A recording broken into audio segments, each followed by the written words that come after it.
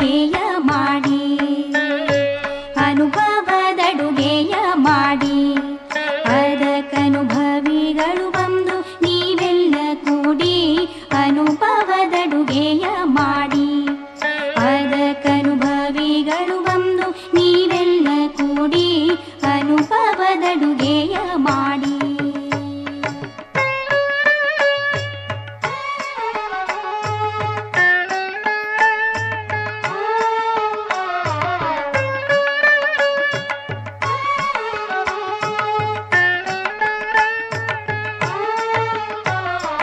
ಧನುವೆಂಬ ಭಾಂಡವ ತೊಳೆದು ಕೆಟ್ಟ ಮನದ ಚಂಚಲವೆಂಬ ಮುಸುರೆಯ ಕಳೆದು,